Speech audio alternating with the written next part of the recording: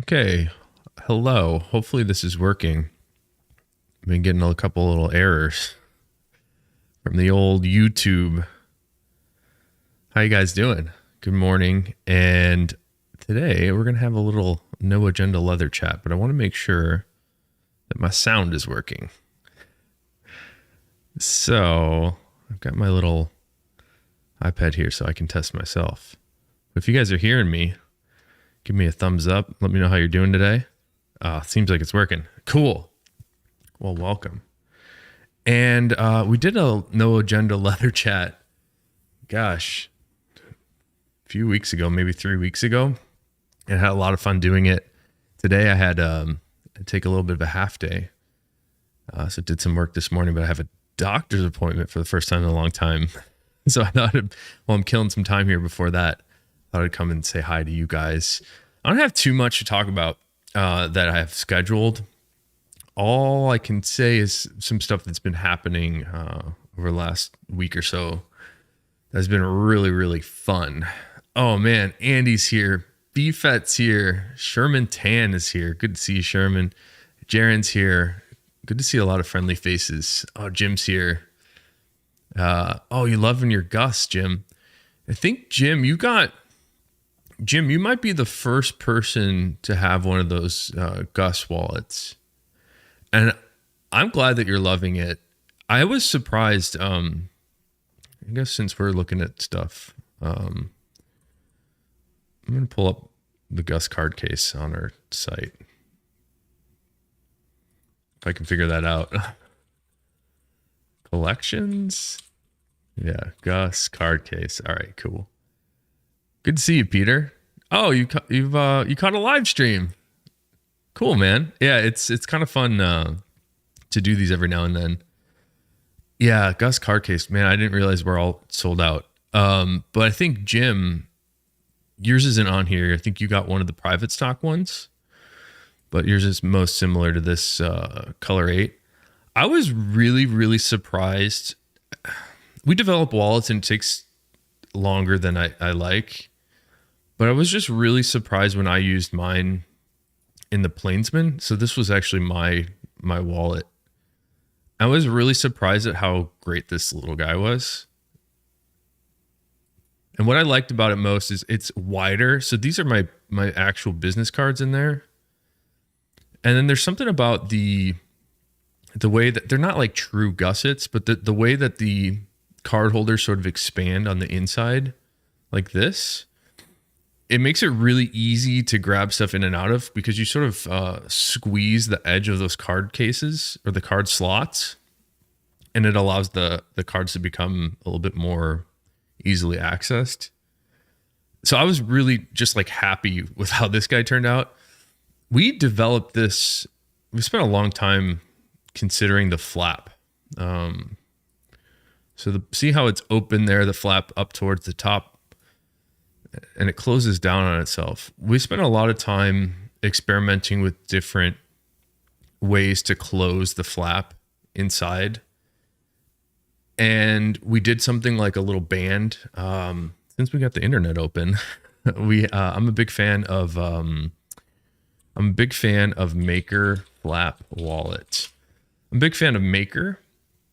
If you're not familiar with Maker, they make pretty cool stuff. And when we started Ashland, they were just coming out with one of their older versions of this flap wallet. We actually experimented with this band that goes across the top to keep that flap in place. I like the idea of it, but when you start to use, I'm not going to crap on Maker's thing because they do really well with these wallets and people enjoy them. On the Gus, we really I didn't like how you had to fumble around with the flap to like stick it into this keeper. And I just found it a little bit too cumbersome to use. We thought about doing a snap closure too, but there was just something magical about how easy this guy was to use. And then the concept of the leather forming around everything you put inside. And then as you wear it, that flap will sort of retain its shape because we're only using, for this particular wallet style, we're only using veg tan leathers. This this is sort of an important case or important thing to talk about is you'll notice that mostly shell. There's this Plainsman that has a veg retan and then the veg tan Dublin.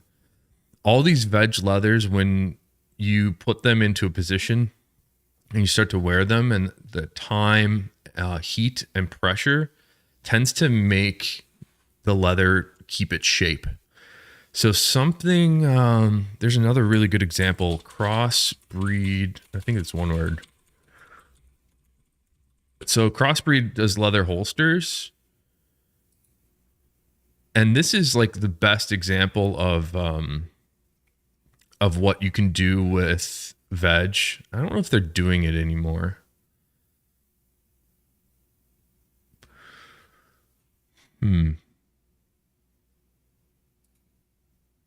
Well, you have to use your imagination for a second. So see on this holster where the gun sits inside the like sort of molded plastic, in this case, it looks like. They also do a version, or they used to do a version where this little piece here was leather. That actually looks like leather. See it? If you look real close, there's a bit of grain on there. So what you can do with veg tan leathers is you take a gun blank in this example and you dampen whatever veg you want to use and form it around that blank, and it will keep its shape. That's exactly what's happening here. And it's really, really neat. It's sort of like a unique thing about leather. And that was not necessarily the inspiration, but that concept is what we took towards the flap on the Gus card case. And I was just really happy with how easy it is to use. It's very slim and holds a ton of stuff. I was actually using it in my front pocket. I normally am more of like a back pocket kind of guy, but I found this was for me, it was a really, really, really good front pocket option. So Jim, you got one of the first ones. Why no office? Nataku's here.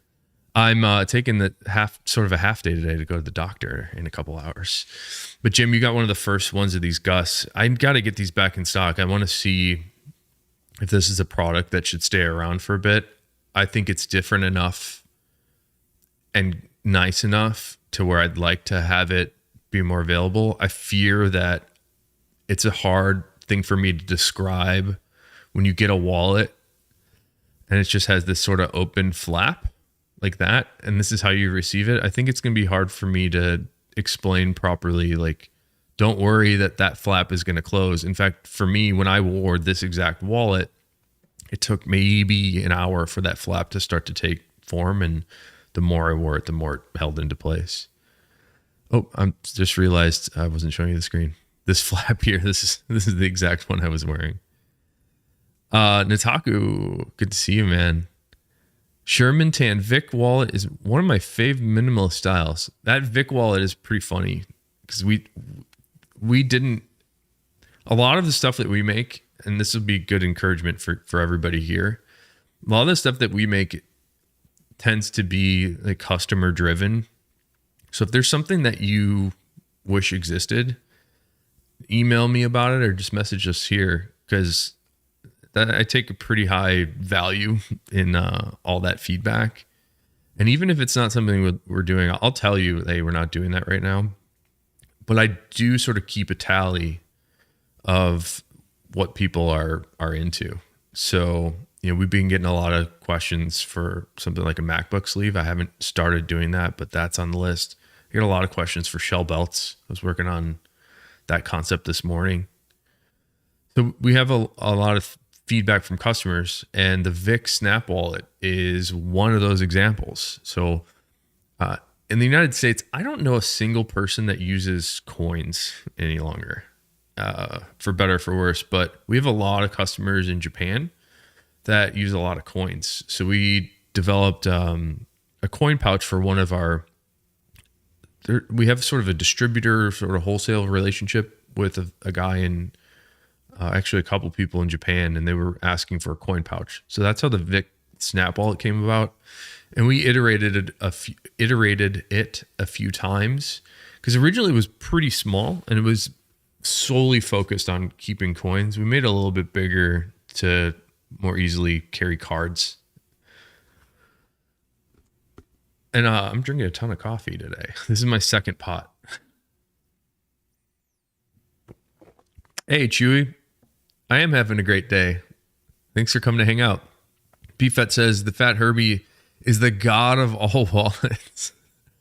It's really funny. And I'll try to pull it up here in a second. So I've been using the Fat Herbie since Ashland started, so almost about 11 years. And I just recently switched to this guy. It seems like, and this is a Johnny the Fox. And this is our most popular design that we sell, and I think it's because it's very like relatable to a lot of people. But when I launched this, people did not like this color for whatever reason. I like it. That natural latigo. So I'm wearing this one. It's upstairs right now. I should have brought it with me. It's picking up an incredible amount of denim, like crocking. But I like this color, and I had a theory that people wanted a little bit more of like a natural sort of veg color. Nobody wanted this wallet. We made a bunch of them. Made a small amount of these, and I think only 2 people picked them up, which is for us, it's like a really big swing and a miss. But what's interesting is there were a couple people that said, I've been wearing the Fat Herbie for a long time, and I switched over to this Johnny the Fox. I really miss the Fat Herbie, and I'm feeling that a little bit right now myself. There's something about how the Herbie card layout is. It's just spreading out instead of these 1, 2, 3, 4, 5, 6 card holders, and then the 2 hidden card holders. Instead of stacking all those on top of each other, everything is sort of spread out over more area. So when I wear a Herbie in my back pocket, it's significantly thinner than a wallet like the Johnny the Fox. So I tend to agree with you, BFET, that Herbie's the god of all wallets. Maybe we had some private stocks of those recently. Here's a really cool Herbie. We did a couple special inverted shells that I sneakily added to the website. When we did the coaster sale, I put up a couple hidden treasures here and didn't promote them. And this inverted is really, really cool. So we did this guy, and you can see what I'm talking about with the card holders here. It's just more area to put your cards in. So sitting on it, it's just more comfortable. The other fun stuff, check this guy out. This one was made by Miranda in the shop. So see this line in the center?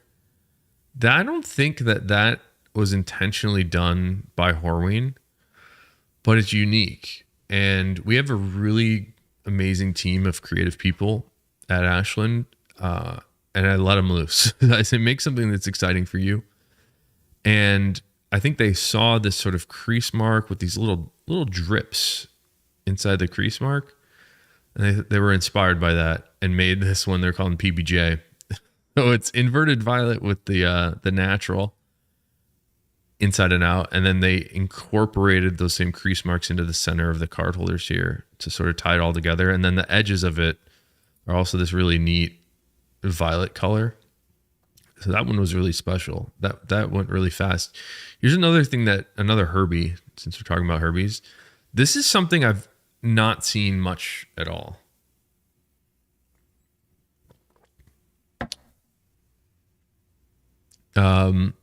This is something called a tumbled horsehide strip. And this is another one of those like skip mad scientist experiments. I'd like to do more of these. I think it's a really interesting texture.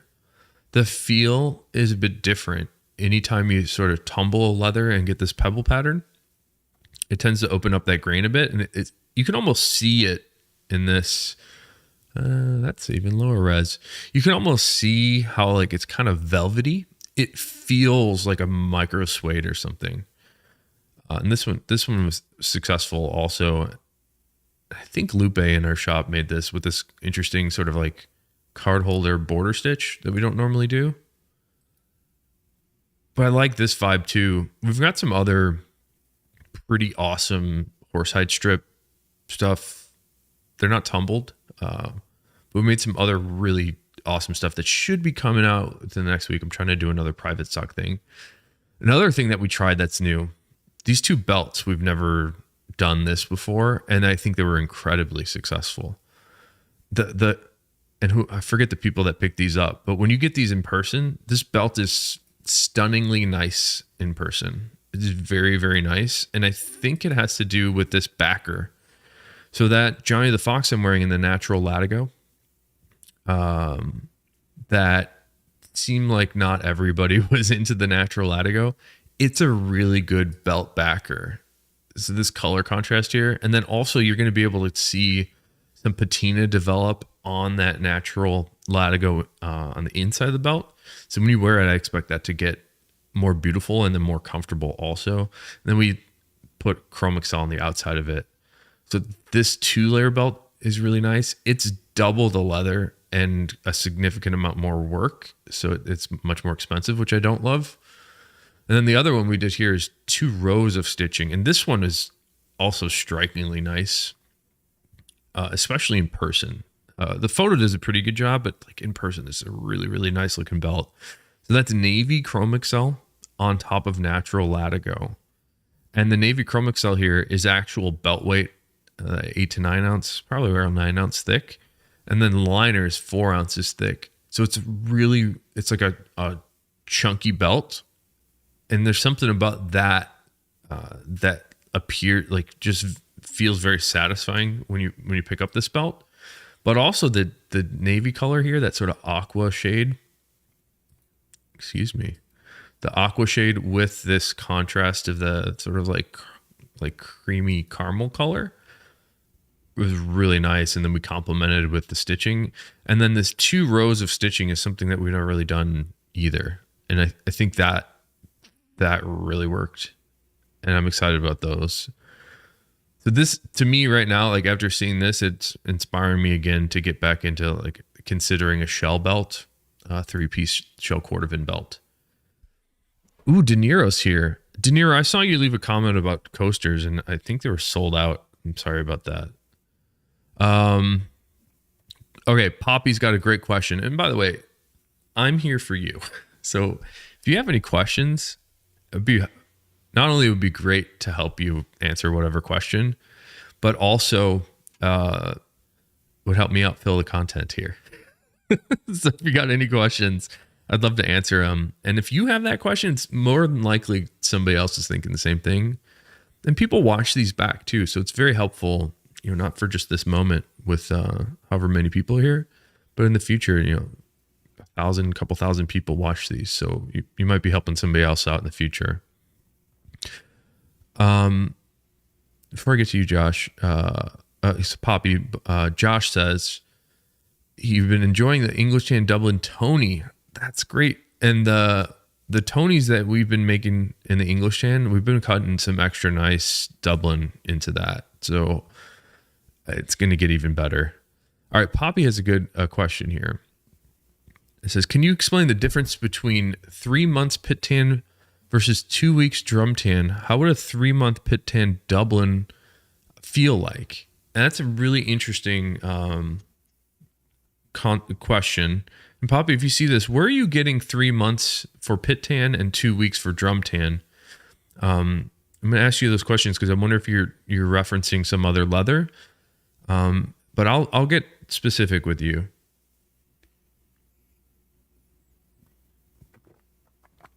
So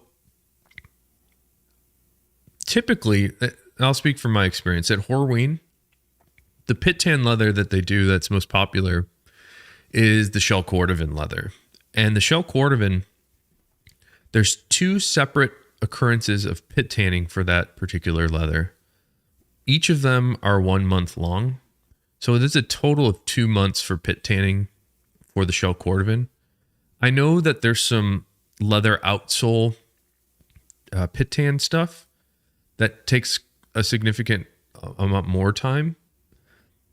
The amount of time, it depends on what you're trying to do, generally speaking, but the shell cordovan is pretty dense and thicker outsole leather is pretty thick. So it takes a decent amount of time for the tannins of those tree barks to penetrate through that substance. Because it's so thick, it might take a little bit longer. What they do is slowly increase the concentration of tree barks in the pit tanning over the course of a month or 2 months or 3 months, however long they're pit tanning it. And the reason that you do that is if you too quickly introduce the tree barks, not only will it not penetrate all the way through, so you get like it sort of be like baking a loaf of bread and the inside of it's raw. It's a little bit like that where you're not like fully cooking it. The other example, if you introduce the tree barks a little too quickly, you tend to have the leather be less strong. It tends to be a little bit more papery and less dense. So pit tanning, you'll get a more dense leather. If you imagine on a microscopic level, all those little fibers of the skin are sort of like a bowl of dry spaghetti, and you got all these little strands of spaghetti with the voids in between them. You're filling in the voids with the tree bark. So the longer you let it sit there, the more opportunity these tree barks have to bind and hold all those spaghetti strands together. So that's what you're doing in pit tanning. And you can do it in a drum, which you allude to also. So the great example here was Skip Horween about 15 years ago, 16 years ago. I remember coming into work and he had a crazy idea. He said, what if we tanned a side leather like we do the cordovan in the pits? And this is how the product Essex in Dublin came about. So Skip took a side, hung it in the pits, and let it tan alongside the shell. And the product that came out was incredible. It's Essex.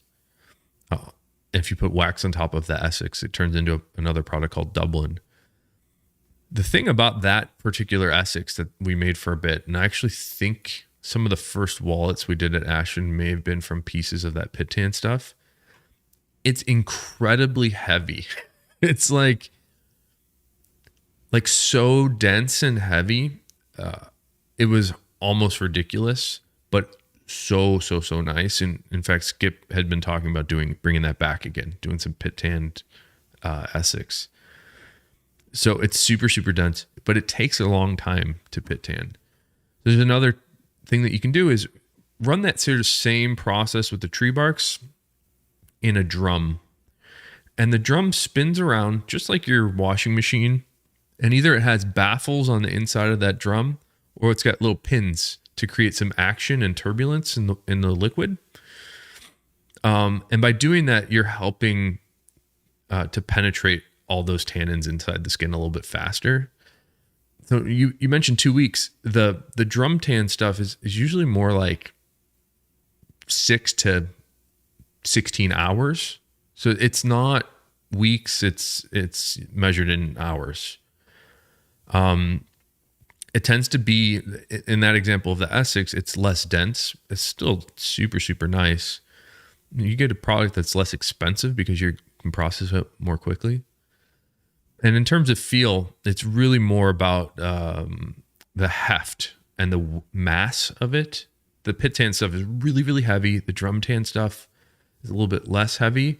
And then you can feel, in terms of the temper, you can feel the fullness of that pit tan stuff. It's like very dense, where the drum tan's like a little bit less. So that was a good question, and probably too long of an explanation. And price, I'll keep the, I think this comment was about keeping the Gus card case. I do plan to keep that available. We have a lot of stuff on the site, and there's a potential that I might start dropping stuff if it's not something people want to buy. I'm just going to drop it because we have a model here where we try to stock most things because I know that you don't want to wait. So what we do on our end is backfill all this inventory, and it takes a lot of time. So if I'm backfilling inventory for something that people don't want, it's taking away from me either making a new product or stocking something else that people do want. So I'm starting to feel like I might want to drop a bunch of stuff. We have pretty wide a range of colors and styles, and it's cumbersome. Nataku says, any update on psychedelic shell? I feel like you did a second batch for a private stock a little bit ago. Anything in the pipeline? Yeah, we've got some, I believe we have a few psychedelic shell foxes. I'm not sure if there's other items that will be coming in hopefully a week. We're in the finishing stages right now for a new batch of private stock, and it's going to be about 50 items. So it's probably one of our biggest private stock things that we've done. And by the way, I should have opened this whole live stream with like a thank you for you guys. We're just so fortunate to have found you to support us. I started this business on my couch. My business partner, Dan, was working on leather in his garage. We never thought that we'd be able to share this much awesome leather with this many people. And it's all because of you. And like I said, everything I'm doing, I'm just trying to share more and more leather. So, when you buy a wallet, like Jim picked up one of these new Gus wallets, and everybody here, I think, has picked up something. It helps me to buy more leather and pay people to get into stuff. And I just am so appreciative of you guys. Every day I wake up and like surprised that we're still here. So it's great. But yeah, we got psychedelic coming to Taku. Uncle Jimmy says, glad you're carrying the Gus when I asked you on a live stream. Yeah, I was carrying that Gus for about 4 months. I really enjoyed it. Preferably a size 44. So I'm thinking if we do some of these belts, let me flip back over real quick for BFET. If we do some of these belts again, I was talking about this Lupe who designed this. I think what we would do again, if we were to do these 2-layer belts again, I would make one in just a whatever size and then open it up to some pre-orders, because I think this is nice enough to where people are going to want it. I mean, this is probably some of the nicest belts I've seen. I really enjoyed how it came out. So it could be a good opportunity for us to do sort of like a new idea of like a private stock pre-order where we do like unique makeups of belts in different combinations of leather, stitching, buckle type, buckle color, backing, and then we offer it up to you and you can pick your size. Belts are challenging in that there's sizing to it. So unlike a wallet where like anybody could use one, the belt is just, has a size 36 in this example. So it only fit that person. But I was pretty pumped with how these turned out. All right. Good question. So we could make a 44 for you, BFET. That's, I don't think I want to do it yet, but there's a moment where some of the longer belts are going to be more expensive. I don't know if 44 is necessarily in the range. And the reason that we'd have to increase the price on like an extra long belt is just because I can't necessarily cut a long belt out of every hide. It gets a little tricky sometimes. So they're a little bit more rare when you get a little bit longer. Oh, Sherman has a double layer belt in size 36. Didn't you get one of the double layer Dublin belts, Sherman? And De Niro, I'm sorry, we're already out of coasters. If you didn't pick up coasters in the coaster grab bag, I don't have any more. I'm not sure when we're going to get more of those. I'd like to talk to the Tannery to see if they have some leather that they want to get rid of that I could buy for cheap and just do another batch of coasters. But you'd be surprised at how much, like, we lose money on those, which is fine. It's more about, it's more about sharing leather with more people. But you'd be surprised at how long it takes to, cut all of them, stamp all of them. And it's like the simplest thing we make, but just shipping that many items out is cost and time prohibitive. But I do want to share more leather, so maybe there's an opportunity there.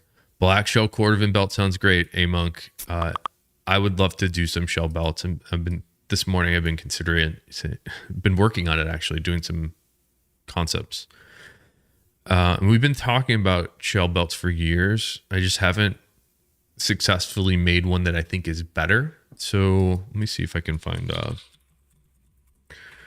if you look at shell belts right now, and this would be good to ping you guys on it. So I just searched shell cordovan belts. This looks like Carmina's up first. Every shell belt I see, with very few exceptions, is very formal. And usually they're like 1.25 inch. I think I want to swing in the opposite direction and go a little bit more towards like the boot crowd. So it's a nice look. It's very dressy. And I observe that most people that I hang out with tend to wear more like jeans and boots. I don't necessarily think this won't go with jeans and boots. I think there's something that could be better. So we're considering like a wider 1.5 inch shell belt. It would be clean and refined, but like a little bit more like into jeans vibe and boot vibe, as opposed to like slacks vibe. That's what has been on my mind a bit. I'd be curious to hear what you guys think. All right. I'm sorry, I'm missing the chat here, guys. One sec.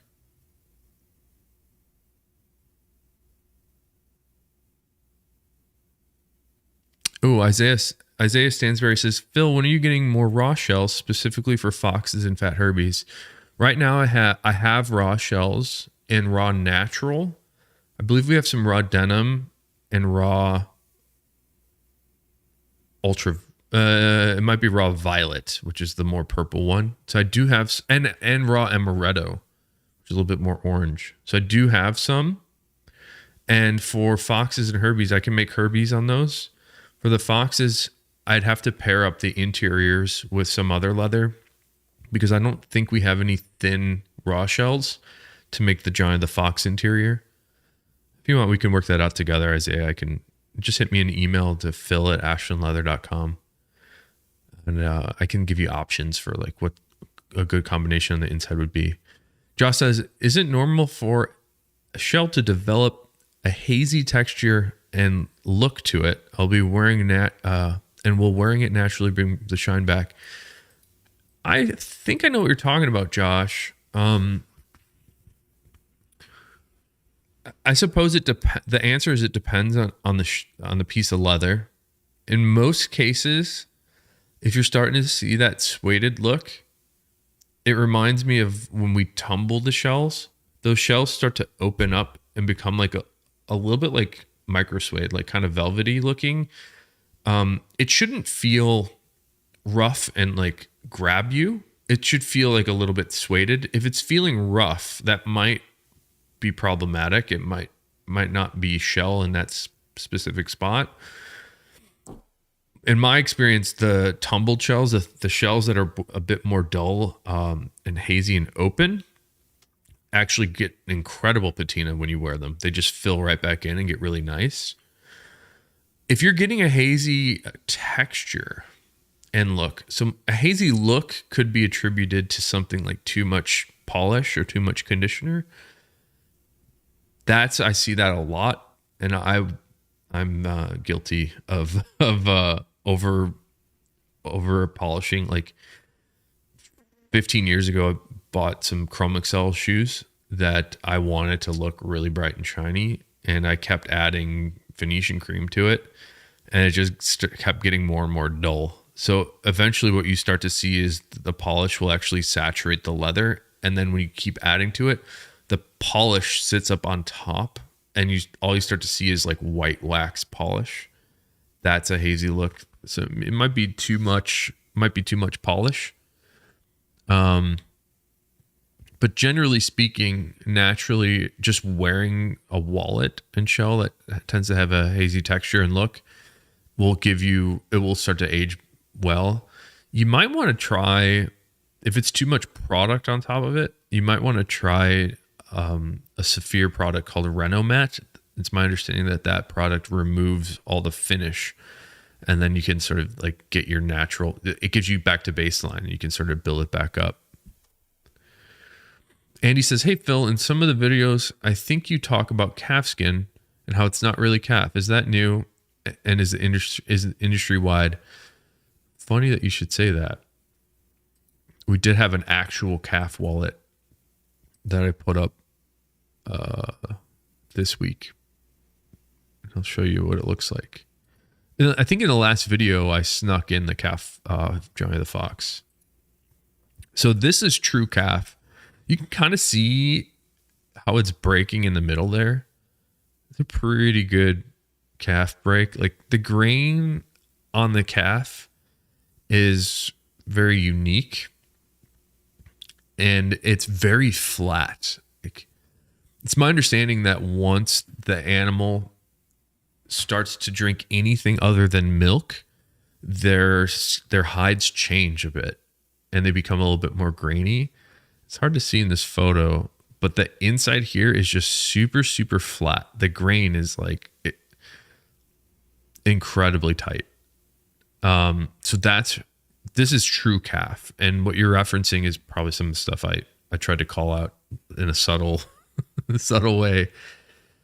You have to understand that the hide industry or the meat industry makes money based on the weight of the animal. So they don't have a huge incentive to make smaller animals. The weird little secret here is the way that these calfskins were obtained was from medical research. So there's medical research researchers that use, I think this is literal day-old calf that they're making some sort of something with. I don't really know the details, but it's some sort of science thing. And Skip was offered the day-old calf skins, and that's what you see here. These are day-old calf, and the grains are it's beautiful.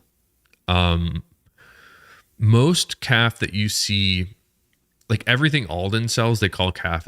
I don't think most of it is true calf. I think most of it, what they're buying is steer, and if they are buying something that's sold to them as calf, it's probably an adolescent animal. It's probably a kip skin, which the grain will be different than this. And it's subtle, like nobody's ever going to know, which is why they don't tell you the truth.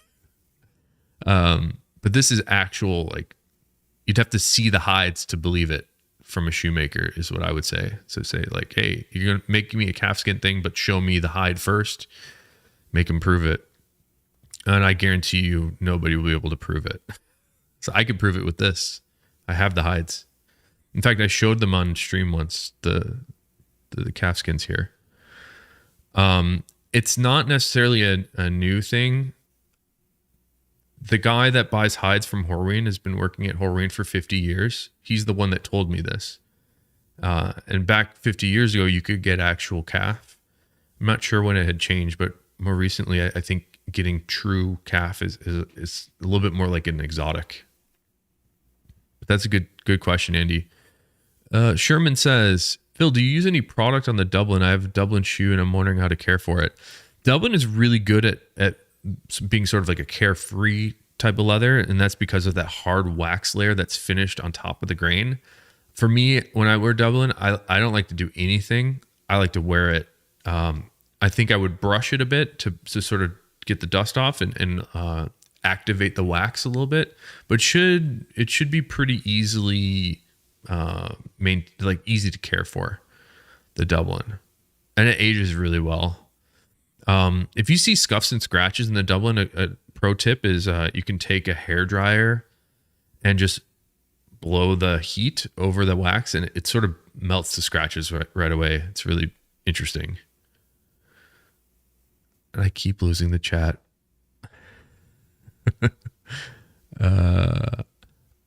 Orlog says, what do you think's the best looking functioning tan, and what's your favorite? I like Horween's English Tan Dublin. For function, it sort of depends on what you're talking about. Like if I was making a baseball glove, I would use the caramel glove. Oh shit, I forgot to. Hold on, let's see. Horween base catchers. knit glove. There is a, here you go. I'll share my screen in a second here. Like if I was making a baseball glove, I would choose this tan. They've been called like Heart of the Hide. And it looks like this. That's a Horween tan. So when you say to me like what's the best functioning, it really depends on what you're going to do with it. Oh, David, you like your Apple Watch band? I'm wearing mine right now. I really like mine too, and I'm glad you do. We're actually working on a redesign for the Apple Watch band, which is pretty similar, but we're trying to get the fit and sizing to be a little bit better. I'm also having a hard time getting hardware for everything right now. Hardware is a real problem. So we might have to put Apple Watch bands out of stock pretty soon. Jim wants the A stamp for Ashland back. I like it too. We do the baby Ashland stamp without the A circle logo for more minimalist stuff. Something like Fat Herbie gets the A circle logo still. Matt Husky, what's up? Nataku says, I've been supporting you for 5 years. Thank you so much, Nataku. Among, because you need a 50-inch belt, we can do that. Again, like if we start to get something like 50 inches, we probably have to charge a couple bucks more for it because they're harder to get. Chewy says, I wash my hands a lot and I know I'm not supposed to wear my watch, but what can I do so my watch strap does not dry out as bad? That's a good question. It depends. To me, it depends on a little bit on what your strap looks like right now. So if you want to send me a photo and description of what you're experiencing, I can give you specific guidance. So my email's phil, PHIL, at ashlandleather.com. Just hit me up. But generally speaking, like this strap here and this watch, a couple weeks ago, I was visiting my father-in-law in Florida and I went into a pool with this, no problem. I wash my hands all the time. Soap and water, it still looks great. I don't think it looks dried out. There is something to be said for soap and leather because soap will sort of break down the oils in the leather. And what you need to do is sort of replenish those oils that you took out. So a leather conditioner would probably be a good thing to apply if it's starting to look a little dry. We sell a product that I love. I think it's the best conditioner you can get. It's called Tanner's Blend. It's inexpensive. You can pick it up on our site. You can pick it up on Amazon. But people have had really good success with the Tanner's Blend for breathing life back into leather goods. That's what I use on my watch band. Having said that, I've been wearing this phone for a long time. I've only had to condition it a couple times. So you might not want to overdo it either. You can start to get that effect we were talking about earlier, where it starts to look more like more like conditioner or more like polish than it looks like the leather. So less is more. You can always apply more. Would love to see some all black belts with silver tone hardware. I would too, Orlog. Good question or good comment. 1977 nobody. I ordered a custom Fat Herbie 2 weeks ago. I'm super excited to carry that wallet. Awesome. I'm excited for you to have it. What leathers did you spec out and what colors you spec out? 1977. Oh, Sherman, you have the woolly Chrome Excel Westerns. That belt was incredible. All right. De Niro, if you didn't put in an order for coasters, I didn't send you anything. Orlog says, do the belts develop any kind of patina? How does it differ from the wallets? They do develop patina. I notice on a lot of belts, and it depends on how hard you cinch your belt closed, but when you imagine putting the leather through the buckle and then pulling it back to tighten it and then put the pin through the adjustment holes, this pulling back action tends to create some pebbling where you're folding the leather back in on itself and really torquing at it. You tend to see like a little bit more pebbling in that section. Also in like right above your butt crack, you probably notice the belt will start to pooch out a bit because your belt loops are holding that belt in place, and it sometimes will leave like a little bit of a mark there. They tend to polish up pretty well. They tend to also pick up a lot of color from denim. The Chrome Excel to a lesser extent, but something like the Dublin will pick up a lot more color. But it's pretty similar in terms of patina to wallets. The other thing is, a wallet, It's sort of like polishing it all day in your pocket when you're walking around. Just the natural action that's in there from your walking around is just like constantly polishing the grain. That's kind of a unique thing about a wallet that's really cool. The belt doesn't have that as much, so it might not be as bright and shiny. Among says, I like my navy calf exterior and tan goat interior on my wallet with white stitching. I bet you that's cool. And those thinner, a lot of people come to me wanting a thicker wallet. I tend to feel like a thinner wallet is a little bit better. So I'd imagine a calf and goat is like a perfect thickness. Definitely agree about 1.5 inch belts. I bought both sizes from Anson and rarely use my smaller belts in comparison. Thanks for that feedback, Robert. I'm thinking to go against the grain on this one for shell belts. Logan, I'm good. How are you? What brushes do you recommend for polishing? It's funny. I was just on flip the screen over here. I was just on Grandstone's site. I bought a bunch of brushes from these guys. These are the ones I use, and we like at our shop. We actually have both colors. So this one's tough controversy here. A lot of people like to have multiple brushes for different color products. We have both. I haven't really noticed, like if you have a black hair brush and you use a lot of black polish, you might want to stick with like all black and only use that for black, because sometimes the polish can come off onto the bristles. You can also wash this stuff with soap and water, and get some of that off of there. But these are what I like right now. What I like about it is the fill of the bristles is perfect. So sometimes you get bristles that are a little too tight, and it's almost like it's just like you don't get enough action of the hair on the leather that you're trying to polish.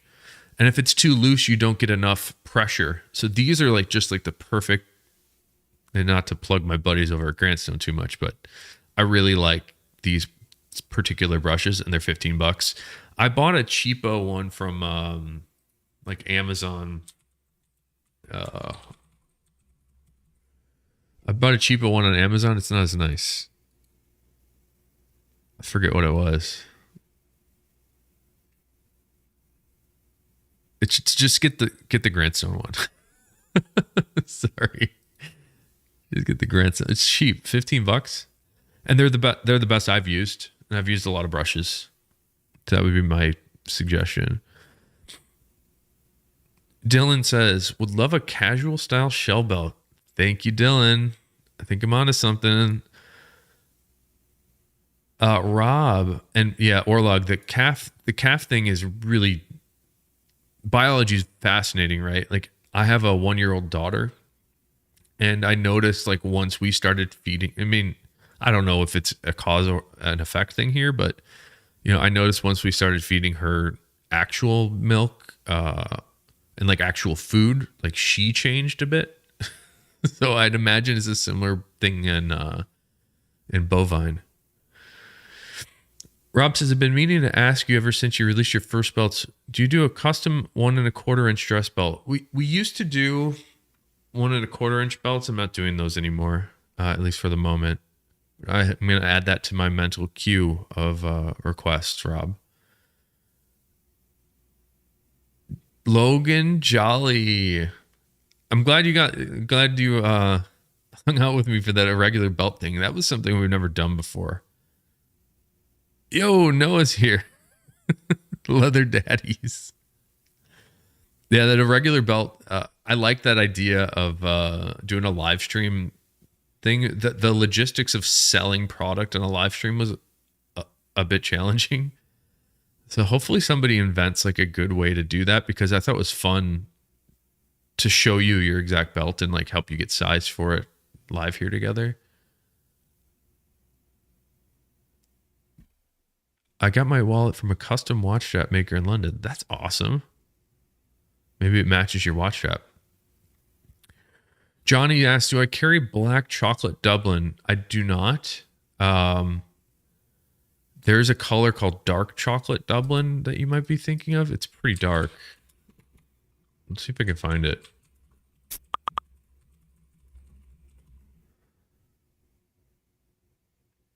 Aha. OA Leather Supply sells some. Oh, they call it black chocolate. I see what you're saying.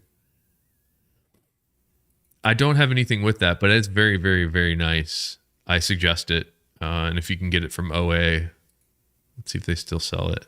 Hey there, so what I have here is the Horween Maybe they Black don't. It Chocolate might have just been Dublin. like a one-time thing for them. This is a 4 to 5 ounce vegetable tan leather. The Dublin that I've been using that we like the most, and it's our most popular, is the English tan Dublin. We also do black Dublin. We've done some russet Dublin before. I've done some blue Dublin. Oh, they do have it. Here you go. Here's the black chocolate Dublin. That looks very black, huh? You can tell it's brown based on the flesh side of it. It's just a very, very dark brown. And then once you flex this leather, because there's the wax layer on top, by flexing the wax, you can reveal a little bit more of the lighter undertones, which in this case are still pretty dark. There you go. It's pretty dark. That's a great color. This is subtle brown. We tend to not do, it's interesting for our business. I think people are coming to us for, Noah's in the chat here. We call them unique treasures. So people come to us for unique treasures. I feel like people come to me and they see a black wallet and they go, oh, I can get black anywhere. But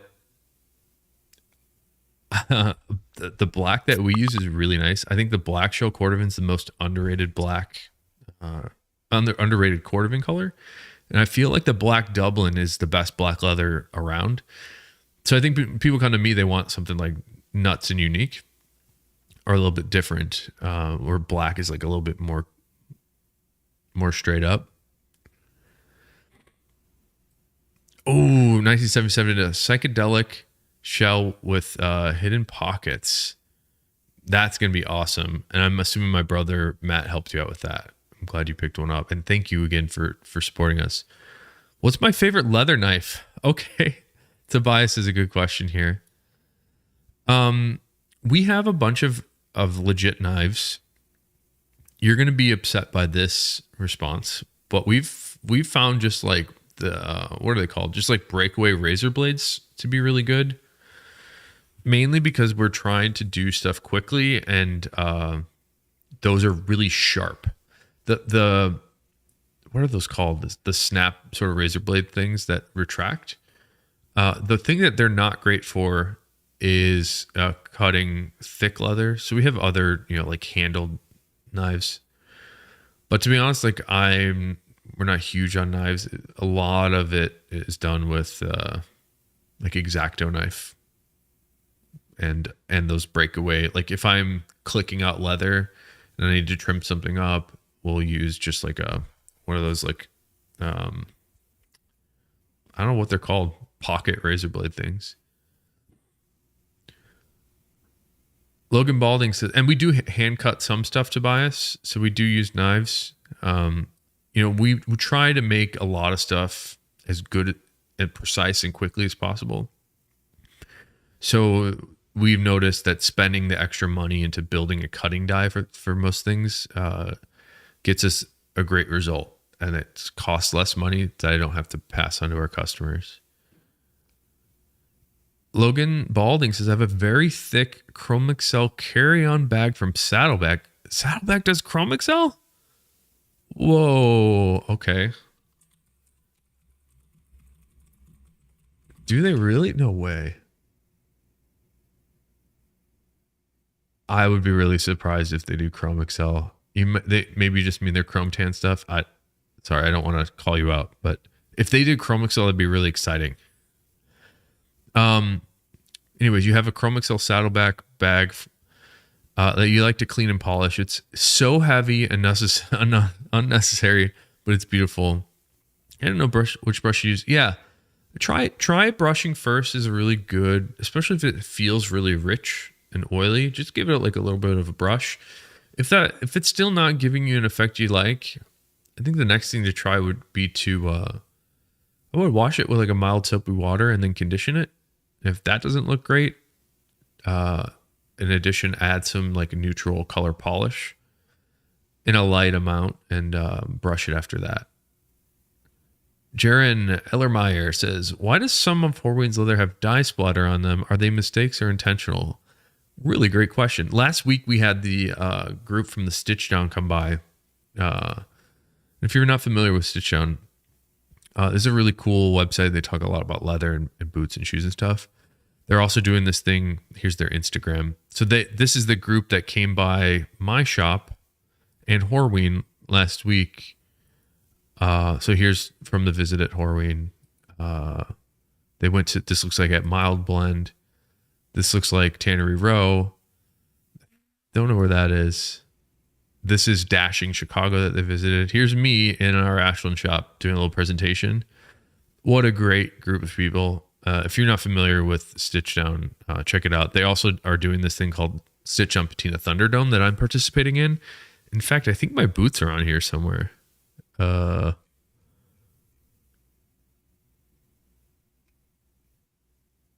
Maybe not. They were on here. Anyways, people are wearing their boots for 6 months or something. I think this is the last month, just to show everybody like how stuff's aging. And it's sort of a fun, like they're giving away money and like gift certificates and stuff for people that have like crazy looking boots, which is fun. I think they're probably going to do this again. So if you're into leather and you're into boots and stuff, I would suggest checking this out, the Stitch Down.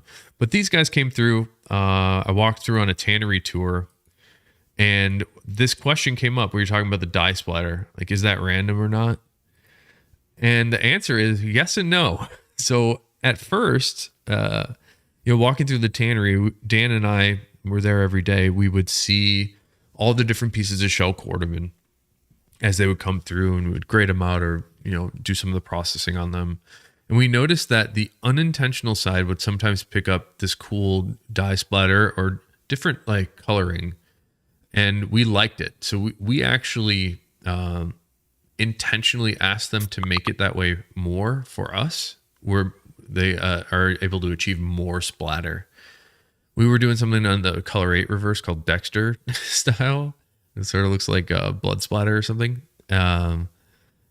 That look is achieved by taking off something called a wiper on the brush finish machine. So the way that they apply dyes onto the shell is they brush stain onto the shell side. And in the process of this machine, it's actually done by hand and with like this corrugated roller and a horsehair brush that picks up the stain.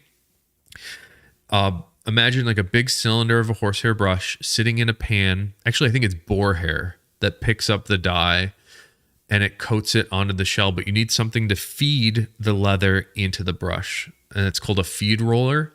So sometimes this feed roller would pick up some of the stain from the brush, some of the excess stain.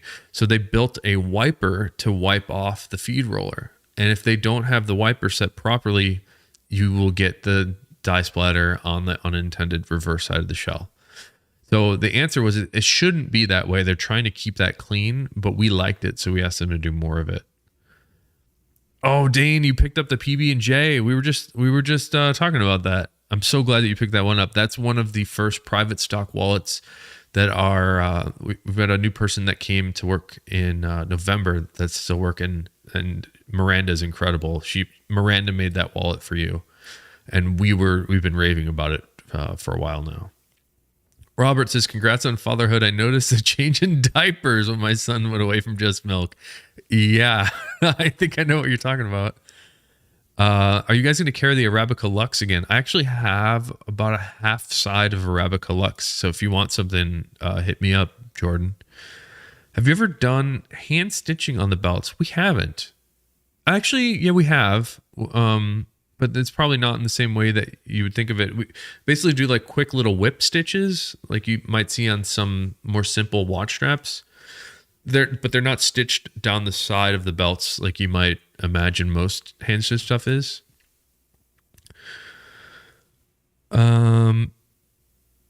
Orlog says, personally for black leather, I think the fuller the color, the better, aka dyed completely through, not T-core. I think you're honestly, Orlog and I are old school and we share the same view. I tend to agree with you. And historically, the mill dyed non T-core stuff has been historically viewed as more premium. And I tend to think so too. These days, people like the concept of, we're talking about the patina Thunderdome. Let me find a good example here for you. People like this kind of T-core thing. So you see on the backstay or the heel of this boot where it's become scuffed up and scratched up, you're starting to see more of this natural base color of the tannage of the leather come through. That's what's been known as T-core. People have been kind of into that vibe sort of recently. This sort of effect here where you get like this tonal contrast or color contrast. Historically, it's been perceived a little bit more like premium and luxury to have it mill dyed, so that abrasions tend to match the finish like a little bit more consistently.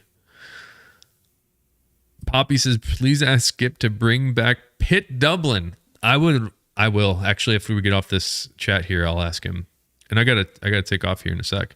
And B says, Phil, how are you? Love your products. Can I talk about Horween Bison? Is it like Chrome Excel?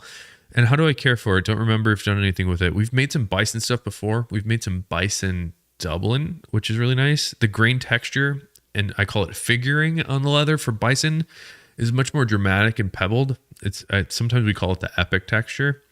You can make the Bison hides into any leather tannage. So it sort of depends on the tannage you choose. There is a brand that makes Bison Chrome Excel, sort of like trying to visualize their name. They're a huge brand. I can't remember the name, but they make Bison Chrome Excel shoes.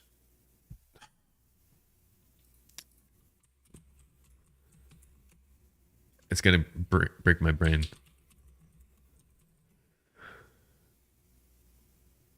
What are they called? Darn. I'll have to figure it out another time. There's a big brand that makes a lot of Bison. Oh, God. One sec. Maybe I'll find it this way. Damn. I don't remember what it's called. But you can make any tannage on the Bison hide. How do you care for it?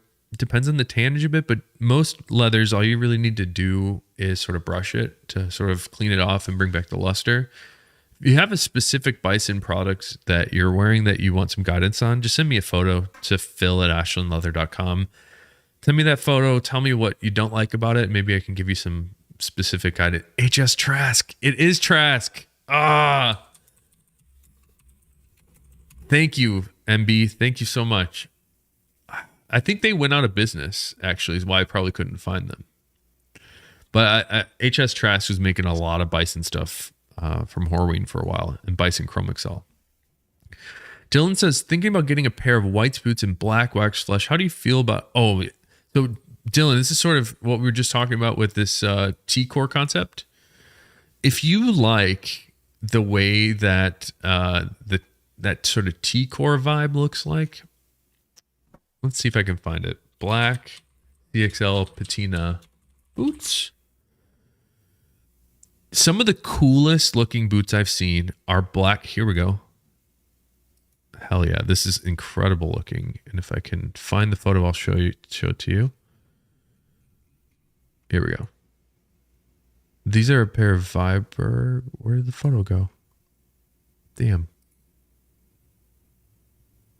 So hold on, I'll find a better. Here, I'll just share my screen. These are the boots I'm looking at. It's just such a small image, but if you look at the toe, you can see some of this natural coming through. The wax flesh, Chrome Excel does a lot more of that. So here we go. This is perfect. This tiny photo, but see how the heel is giving you. It's awesome. So I highly suggest it if you like this look. It's rugged, very rugged. It's mega badass. So here we go. This is a pretty good photo here. Oh, same guy. Good photos. What the? I'm getting a phone call. But if you like this sort of abraded, scuffed up look, which I think is incredible looking, you would love these. And I especially like it in black because it's more dramatic. I got to wrap it up here, guys. So one more thing I want to bring up, and I'd be really curious to hear what you think. When these stitched down people came through on a tour, I had this camera with me and walked around with it and filmed the tour. So there's a pretty huge challenge of doing a guided tour through Horween. The place is incredibly loud, and me walking around holding this camera, it's not very steady. So I have the film. I started putting together a video, and I'm noticing that it's almost unusable for every reason other than like feeling like you're there.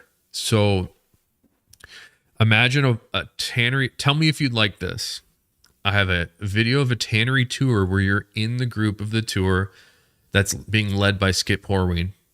And you can see everything. It looks great. Tannery's really neat. You can barely hear the tour guide. The camera is shaky when I'm walking around. Is that something that you want to see?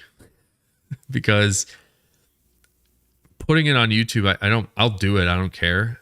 I just don't want people to get bummed out by it. So I can just I probably consider doing this, posting it, an unedited video of the tour of Horween. And then I'm also thinking about doing it sort of like this when I do my face over the top. I'll play a video, on the left side of the screen and just talk over it and describe to you what's happening. Because it's hard. It's really, really hard to hear Skip when there's tons of motors going on, machines going off, people hammering stuff. Is pretty loud. So I just don't want to bum people out, because I think the tannery deserves like a pro video, which I'd like to hire somebody to help me do and get like a legit tour. But this is not that. I'm curious to hear what you guys think about it. Poppy wants to see it. Alan wants to see it. Yeah. What do you think about the voiceover thing? Should I just post it unedited? Like, it's just going to be weird because like you can't hear the guy talk. You just like see him talking. You can't really hear it. I think I have to do a voiceover. And it bums me out because I was really excited to do this with you guys. I just wish it was better. Narration's probably a good move, Dylan. Yeah. Sure, if you have the raw, maybe I'll do both, right? Like, I'll post it.